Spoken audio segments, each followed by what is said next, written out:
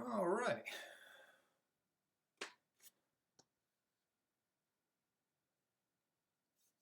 Welcome, everyone.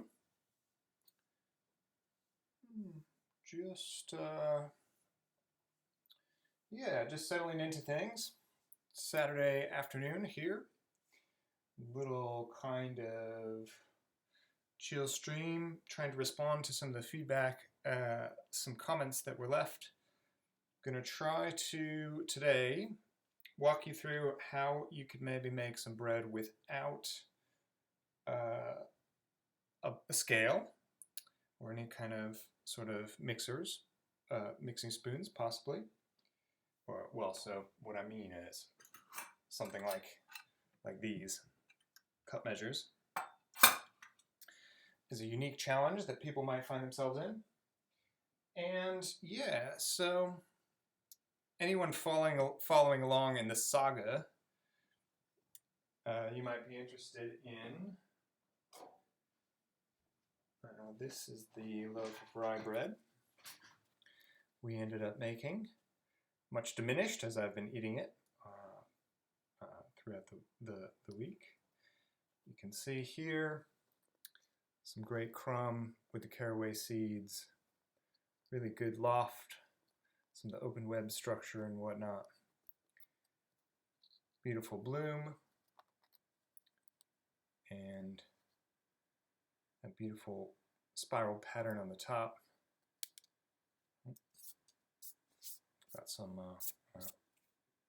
crumbled all over my laptop. Anyway, there you go. That's the final result of the rye bread we made a little while ago. So part of the reason why I'm making some more bread is because I'm almost out of that bread, but there was some questions last time about how bread could be made possibly without any kind of like measuring utensils.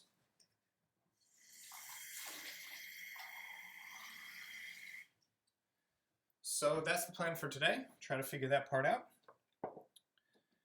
So, and then if anyone is interested, I am going to make a staple of British life, baked beans. And so I understand that tinned beans, baked beans are a bit scarce at the stores at the moment. So I'm going to show people that happen to have dried beans around, or maybe a can of white beans, how to flavor them up to be baked beans. That's the plan. That's the plan. So here we go. Bread. Making bread without any kind of measuring utensils. So first off, it's useful to have some kind of recipe. I can maybe put a link in the description or something like this. Today, I'm gonna be working with Dove's Farm organic. So this is wheat flour, but this is it's a local UK brand. And on the back, they have a recipe, and it's a recipe for traditional white bread. Oh, I should say also, I plan to make a sandwich loaf, but I can give instructions about how to make a round loaf, or if you don't have anything like this. So that's my plan, to use one of these, but I'll offer some advice about both ways. Okay, so I have a recipe here. Making bread is not impossible without a recipe, but that's a bit more advanced technique. So what we've got is our recipe calls for 500 grams of flour, 1.5 teaspoons salt, a teaspoon yeast, a teaspoon sugar, warm water, and vegetable oil. Mostly you're going to get bread if you put water, yeast, flour, and salt together. So in that way, bread is fairly forgiving. But let's see here. So the first step it's going to call for is it's going to say that we should add probably our water and the yeast and a little bit of sugar. So let's do that. So in a large bowl, mix together the flour, salt, quick yeast, and sugar. Okay, hold on. I guess we should follow the instructions. There we go. All right, so we are going to add about 500 grams of flour. And without a measuring cup, so something like this, if you have cups, if you're from the US and you're working with cups, like your cups might have a rough equivalent, as mine does. This is saying that it's 250 grams of, milligrams to a cup, or you can check your conversions. But yeah, so ultimately, about 2 of these leveled, spooned in and leveled off, maybe makes the most sense. Now, in the absence of something like this, bread is essentially about learning ratios, right? Like, I mean, there's a certain amount of flour to a certain amount of water to a little bit of salt to a little bit of yeast. So in the absence of, something formal, you can try to make do. Now, are these things the same? Absolutely not. Like, just looking at them, like, one is clearly a bit bigger than the other. But this is the smallest cup I have. So I'm gonna not fill this all, the whole way, or rather, I bet you like 1.5 of these is about 500 grams of flour. But just for the sake of it, let's just keep the principle of ratios. And let's just say we're going to use 2. We're going to use 2 of these because this is the measuring cup we have. If 500 grams of flour is about this, we're gonna just measure out 2 of these. Because I have some whole wheat flour and I like whole wheat flour, I'm gonna add a little bit of whole wheat. And I'm not gonna jam pack it to the top. Here we go. I'm using a cup whole wheat. You might use a cup of, or 2 cups of white. We're ultimately trying to get about 500 grams in here. Spilled some flour in my tea. All right. So that's where we're at in terms of the flour. So the next thing that we need to do in our recipe is add salt, 1.5 teaspoons. So again, we're looking for a rough equivalent. A tablespoon, literally a spoon you use at the table. Teaspoon, literally a spoon you use to stir your tea. So let's see here. Are these actually the equivalent measurements? Not really, probably. But we're approximating and seeing what we come up with. So this is a teaspoon. It's a bit deeper. But there you go. So we need a teaspoon and a half of salt. So again, we probably have a bit more flour. So if we have 1, and I'm just eyeballing a half. Salt.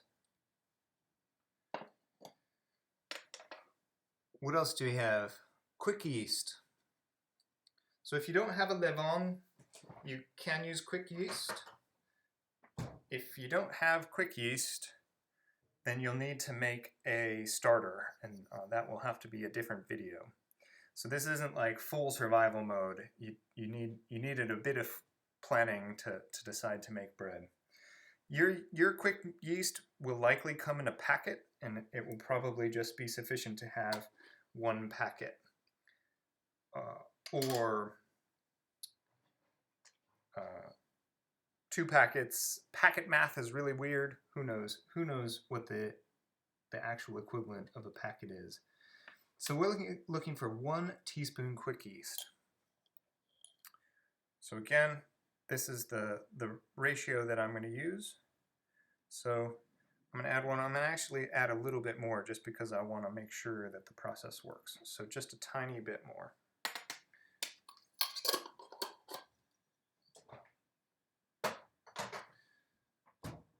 Sugar, teaspoon, 1 teaspoon.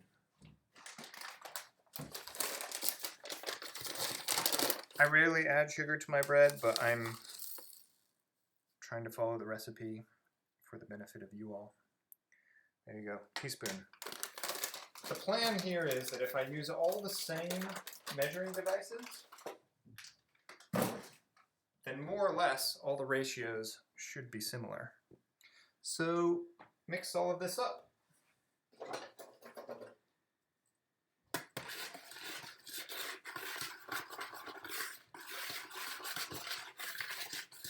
You can use your hand, you can use a fork, you can use a spoon, whatever. Okay. Now I bet we're going to have to add the water. Carefully measure the water and roughly mix into the flour. So the water is 325 milligrams. So we're thinking about the math here. This was what we were using for our 500 milligrams. Now 375 is, you know, less than 500. So we don't want 2 of these because that would be more or less 500. But, so we want like, let's see here, one of them is 250, about. So we want like 1 and like a quarter, 1 and a bit. Well, we want 1 anyway, so we'll start there. Ultimately, warm water if you can, but not hot water, warm to the touch.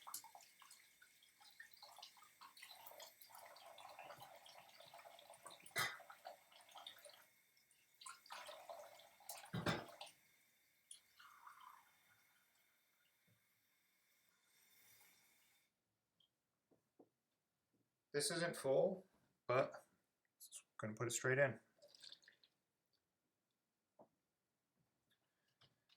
And this is looking a bit like half, but such as it is, it will be what it will be.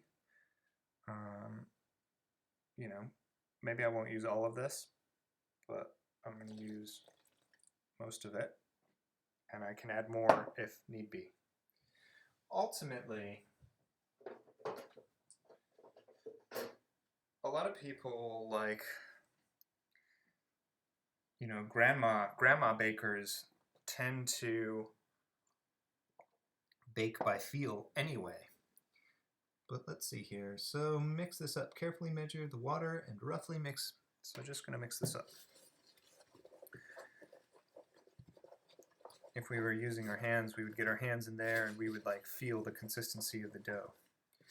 A lot of the recipes will even say like something like, oh, you know, like, you know, it should feel tacky or it should feel smooth or coarse or something like this. Anyway, this seems okay. We'll just have to incorporate everything in here.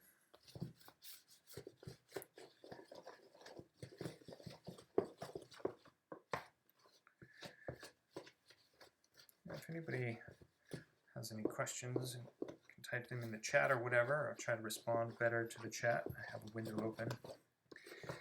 So I've made a lot of bread in my life, but I'm assuming you probably haven't. But to give you a sense, so to me this is a little wet, but we know it's going to be more or less a bit wet. But this doesn't look so bad to me. This looks okay. It's got a little bit of give, and sandwich bread you want ultimately to be a bit wet anyway. Although, if you were making this into a loaf, this is probably too wet to make into a loaf because you can't really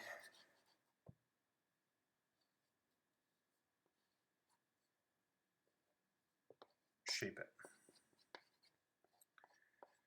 Let's see what the next step is. The next step here is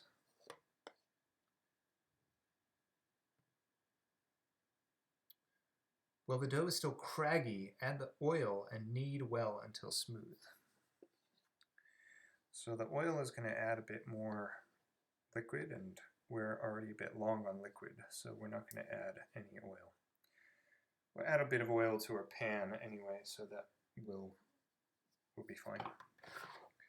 So let's see.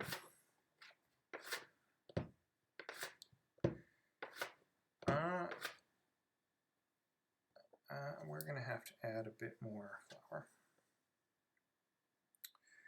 So this is the part where there's no real perfect science here. Just add a bit more flour until it kind of gets a bit craggy, a bit. I mean, imagine you're going to shape it later, so I'm going to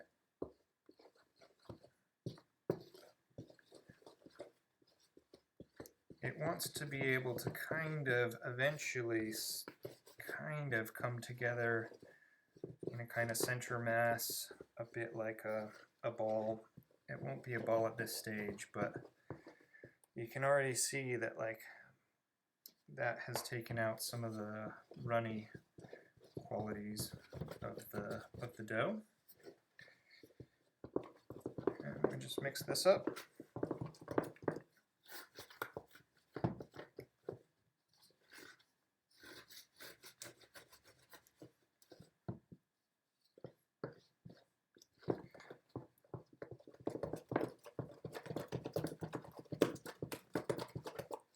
Still probably a bit runny, but I am going to leave it because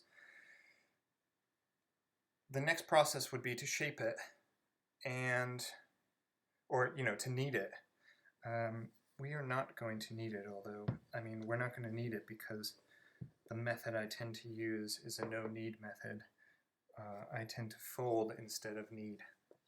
So my plan is to leave this as it is at the moment,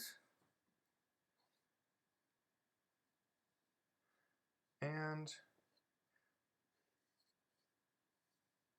this is going to want to double in size. So we're using quick yeast instead of sourdough like we used last time.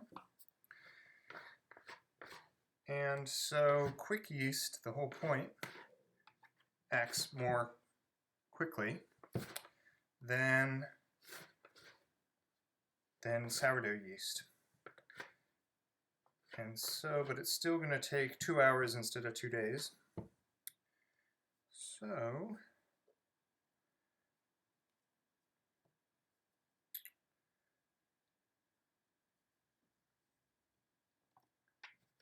everyone can see that I got something akin to a ball, or not a wet mass. So the trouble is that thing, just by looking at it, it's moving all around the bowl.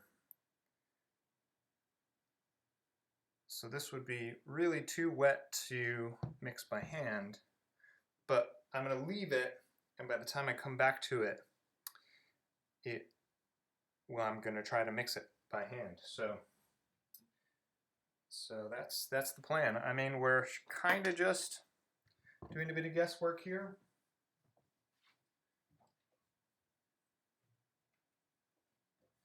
In the absence of measuring utensils, that's what's available. You just kind of hope for the best.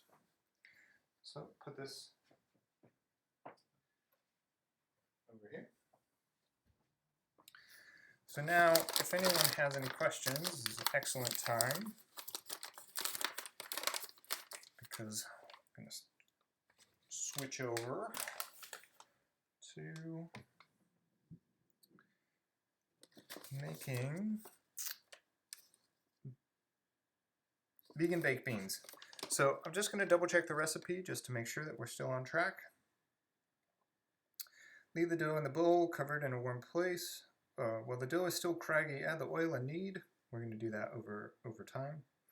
Leave the dough in a bowl covered with a cloth in a warm place to double in size about an hour. Turn the dough out and onto a floured surface and knead the dough firmly for a few minutes. Shape the dough and put it into a 1 kilogram bread tin or an oiled baking sheet. Cover and let it rest for another 30 minutes, and then bake in a heated oven for 35 to 45 minutes at 220. 220 with a fan, or 220, or if you have a fan, 200. Anyway, so yeah, clean this part. So move into the next phase.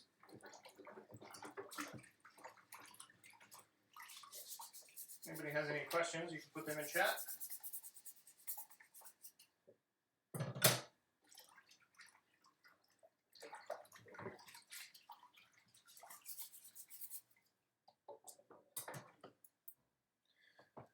I'm not a chef, I'm just a guy who likes to bake bread, so I'm responding to a question about how it might be possible to make bread without some of the measuring utensils or a scale. In case anyone finds themselves these wild times without their measuring utensils. Cool. So that's mostly the plan. We're swapping over to making vegan baked beans.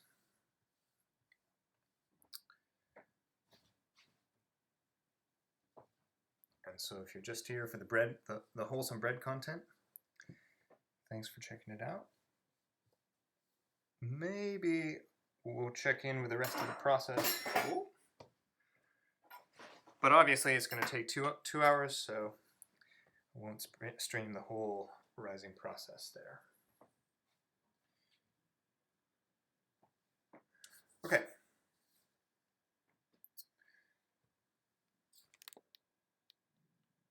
How was that for everybody? Pretty wild, right? Cool. Cool. Mostly just doing these streams just to check in, help everyone feel like there's a sense of normalcy or connectedness.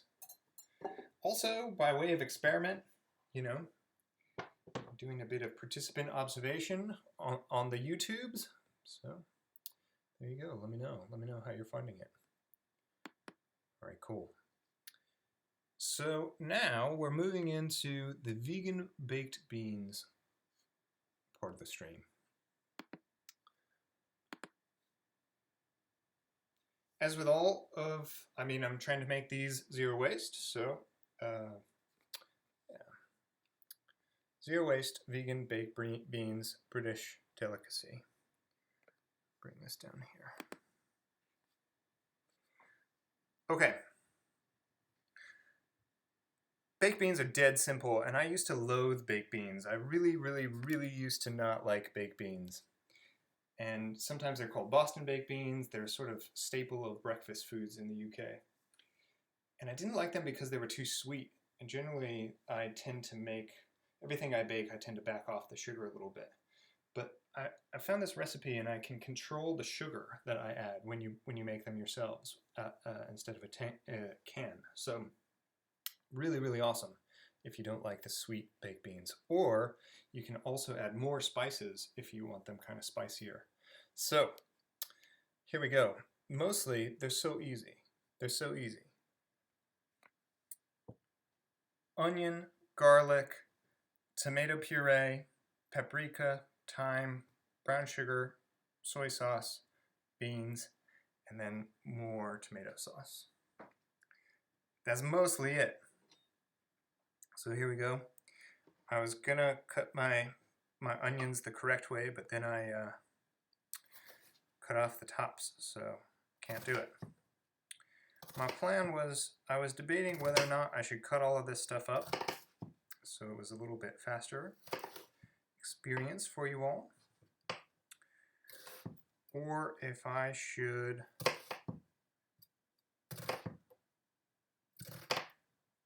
cut it with everyone. So if you have a preference, let me know. I decided to do it this way in case there were questions in chat that people wanted me to respond to. But there aren't at the moment, so we'll just cut these up. We're dicing these up. In a lot of cookbooks, there's like, we'll say something like, you know, a specific term. So I say dice these onions, but mostly I just mean make them smaller. Dicing is a technical term, but just make them smaller. That's the idea.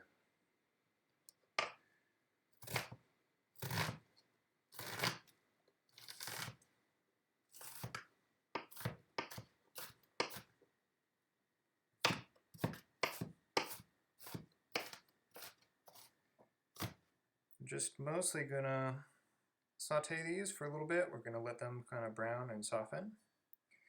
We're gonna add the onion and garlic at the same time, so we'll cut that up now. Recipe calls for, so I'm making a double recipe. Basically half an onion, 2 cloves of garlic. My cloves of garlic are small, and as we've already established, I like things a bit garlicky. So I have, well, I don't even know, 4 or 5 cloves here. But as I say, some of them are smaller.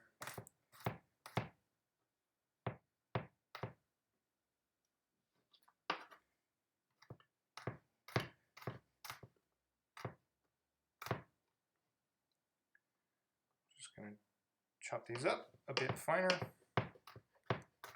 I like my garlic to be fairly well diced. If you have any of the like sort of lazy garlic that is pre-diced, you can just use that. Like, I think it's like a tablespoon or a teaspoon per. So there we go. Whatever, could they be smaller? Probably. All right. So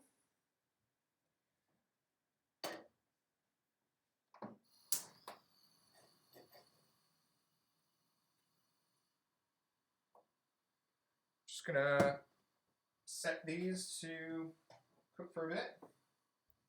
Any kind of oil you can use, really kind of any kind. Calls for a tablespoon, but I just eyeball it.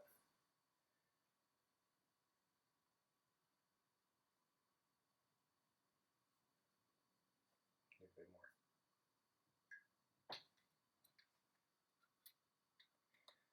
I'm making a double recipe because I made a large pot of beans the other night.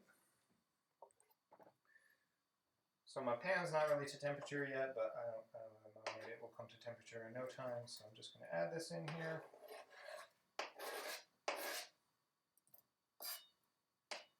Add in the garlic.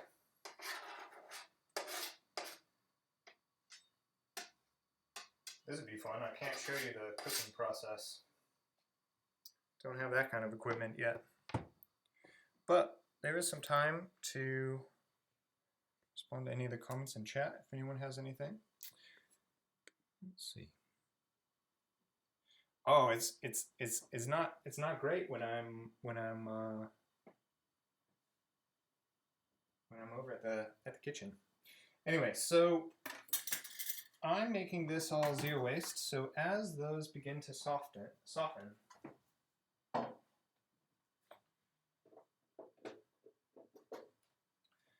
Stir them around so they get coated in the oil. But as they begin to soften, I have to get some of the other tomato sauce on the go. So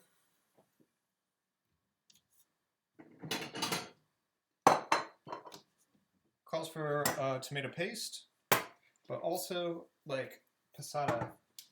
But rather than buying passata, I just get out my trusty blender, food processor. And I'm making a double recipe, so I'm just going to use a whole can of chopped tomatoes, blended up. Put it all in here. Oh, you know what? I'm using peeled. I'm using peeled in case I have to ration the chopped tomatoes for pasta, making a marinara or something like that. Anyway, it's fine. There'll be some good rich flavor here. Just put all of those in there.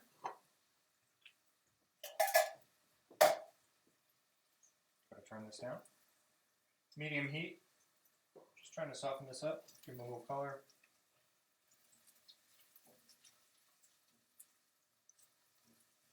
Try to show everyone once they're a little closer. It's going to be loud. I'm going to mute the sound if I can. Nobody came here to hear the sound of a blender. Here we go, muting.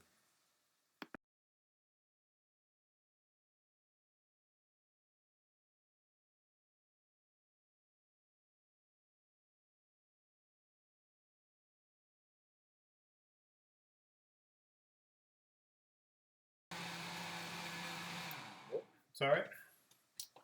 So there we go. We're going to just set this aside.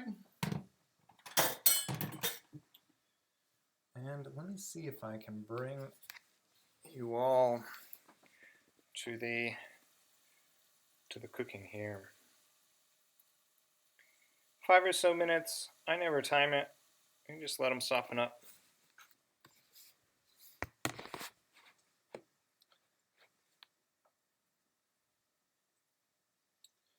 So in the meantime, we can begin to prepare the next bit that we're going to use. I'm also just going to use this whole thing. It tends to make a bit richer. It's a little bit more than is required. My recipe is calling for a tablespoon, but I'm going to use the whole thing because I'm making a double recipe.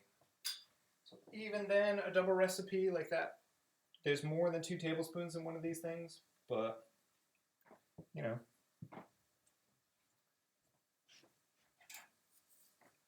I probably actually have about like more than double a recipe of the beans. So zero waste beans, these came from Jar in Plymouth, zero waste shop.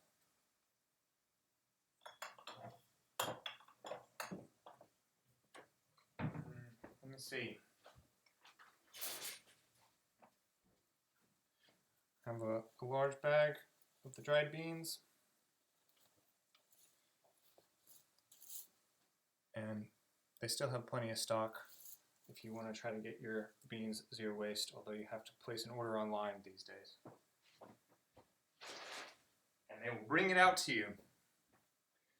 Anyway, I'm going to save the water from this to make other delicious vegan items.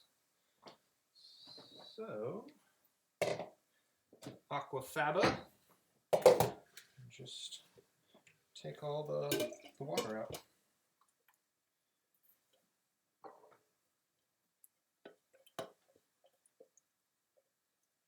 Spatula is a thing I use in my kitchen the most.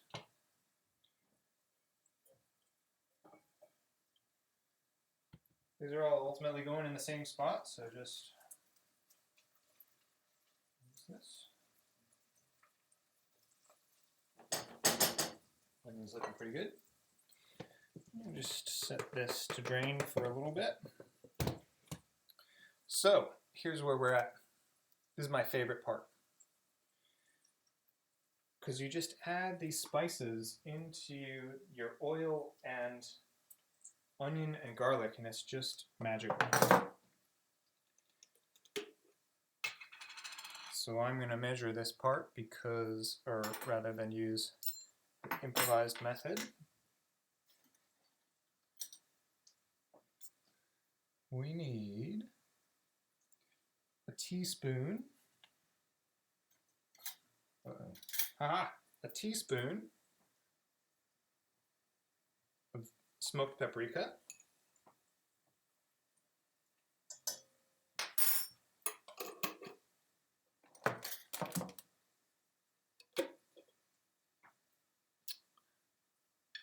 Half a teaspoon of thyme.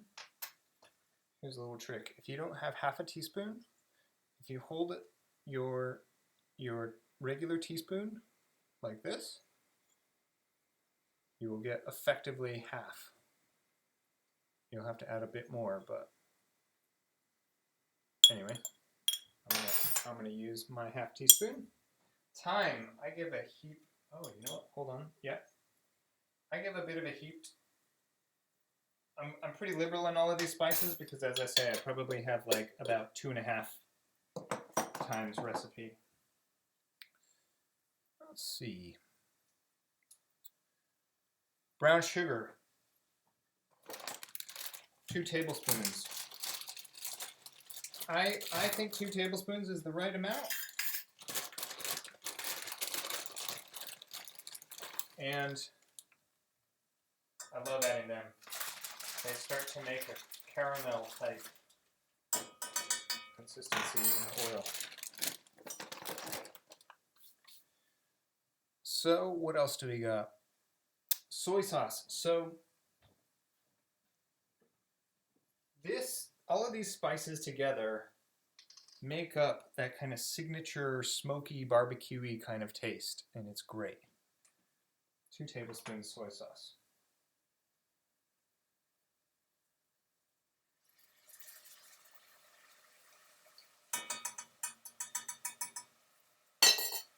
I like the soy sauce really kind of turns it from a kind of solid into a liquid. It's a pretty wild thing if you want to take a look. Looks super weird, right? But we're going to mix all of that up. It's going to be great. Double check I put everything in.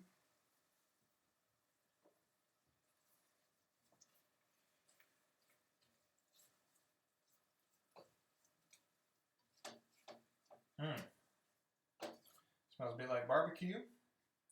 Thyme. Thyme is the kind of signature flavor of the beans. Could never quite put my finger on that. Thyme, paprika. But it's great. Alright. We add our tomato puree.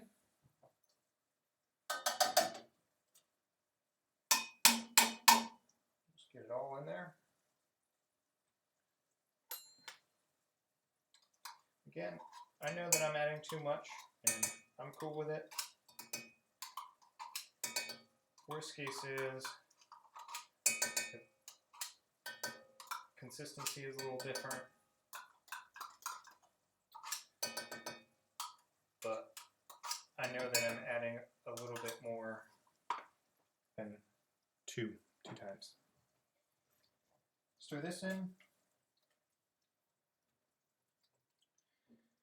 Anybody has any questions or comments in the chat?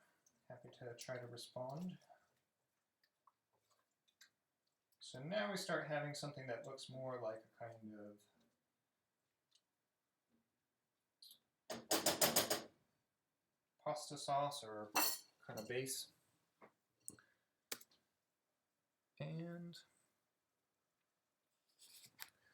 I'll show everyone this.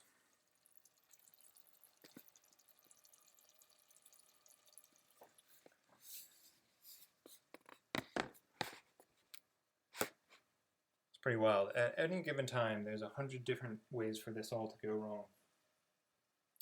Anyway, I'm just going to add all of my beans. I know that I'm going to make breakfast out of this, and that's part of the reason why I'm making the loaf of bread to eat in the morning. So I'm just literally adding all of them. But obviously you could save some of your beans to use in salads or elsewhere.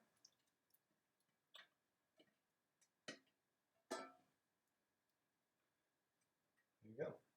Some added liquid, whatever, doesn't matter. Mix it up.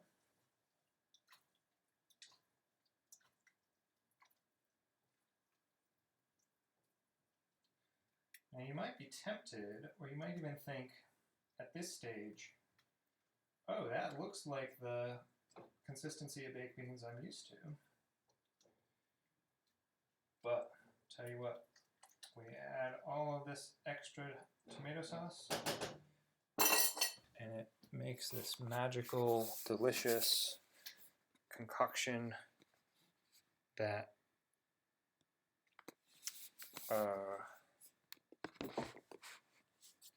spills onto the bread the way that classic beans should.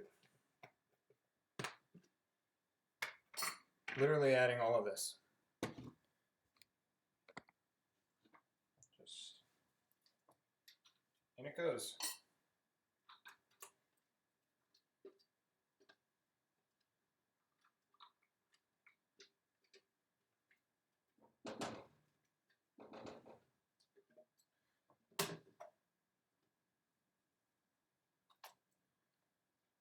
Now, I'm going to actually turn this up so that it can come to what would amount to a bit of a boil, some bubbles on the top, just to begin to simmer down a bit.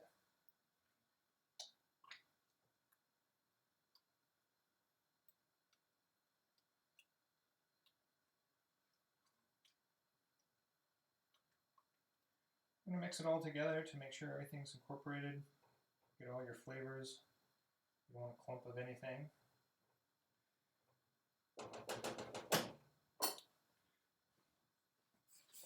All right. We are going to bring this to some bubbles on top. And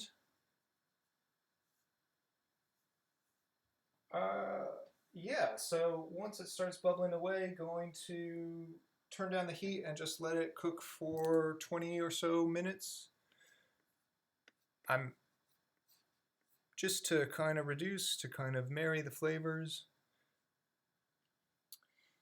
Yeah, let's see here. So in the chat, how would we do it? We're thinking about how we might sub some ingredients. So in this case, maybe subbing out onion and garlic. That's a tough one. I recognize people have different health needs, and for cutting out garlic and onion, I think you could probably do it.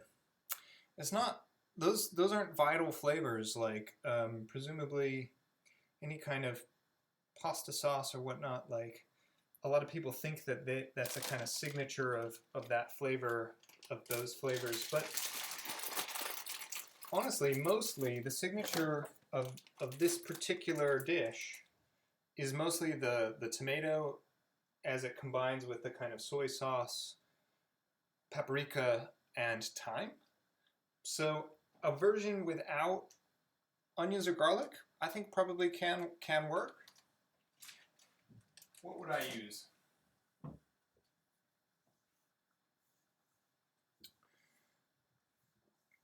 I mean, you could certainly put in some bell peppers. J5, if you sub fully the tomato for red pepper, then you're making something slightly different, which is also delicious. If you remember at Sam's wedding, it's a romesco, and that adds nuts and whatnot. But I haven't made it. We have to talk to Sam about that. But you can make, so like obviously then you'll have a much more red peppery flavor. But if you were going to experiment with that, I would recommend trying to roast them a little bit first, whether in the oven or something like that. But you would be opening up a different type of dish that is probably no less delicious, by the way. So I recommend giving that a try. Sounds great. Yeah, so let's see here. So I'm going to stir these.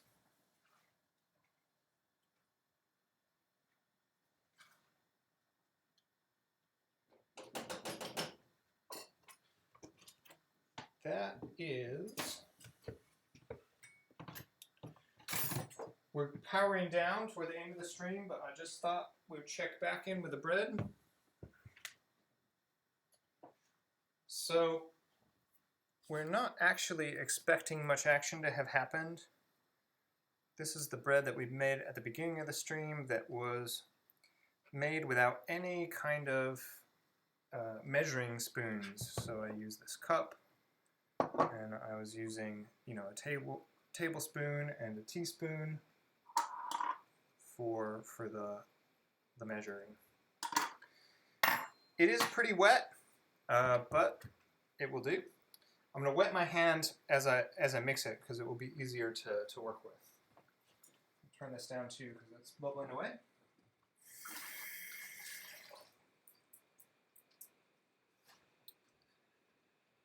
Yeah, so same technique as I did with the other bread, but like I can already tell this is a bit wet, but it's no worries. So I like to use my hands to kind of gather it. But again, I'm going to try to mix it the same type of way. I'm trying to bring it on top of itself. You can feel that it's much wetter than I would normally feel comfortable making bread. I really can't knead it at all. So it's all good. We're still, oh well, coming together a bit into a ball. I'm tempted to add more.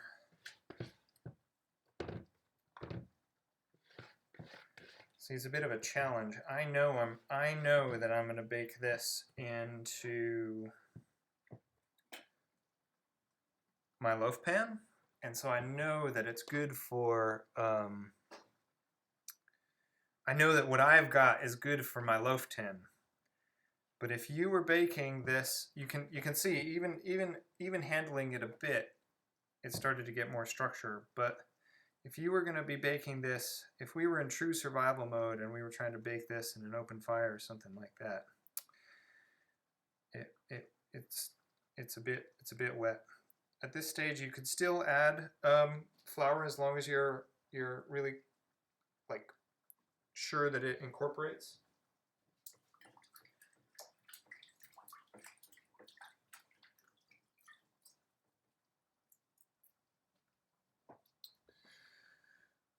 Yeah, I can send you a link, or we can talk to Sam about romesco. I believe that's what it's called. I've never made it, but Sam makes it.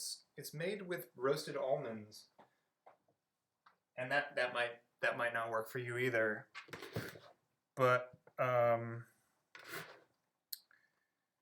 so it is a slightly different, it's a slightly different flavor profile, and you can even eat it kind of. Even just on its own, it doesn't even necessarily need. You can eat it as like a dip for bread or anything like that. So you can see that even though it's runny, it's like it's not too far away from what it could be. If I were going to shape this by hand and bake this by hand, I would definitely add more flour. I'm not going to do that because I'm going to make mine in my loaf tin. But yeah, so if anybody has any other questions, I can address them in chat. Winding things down here.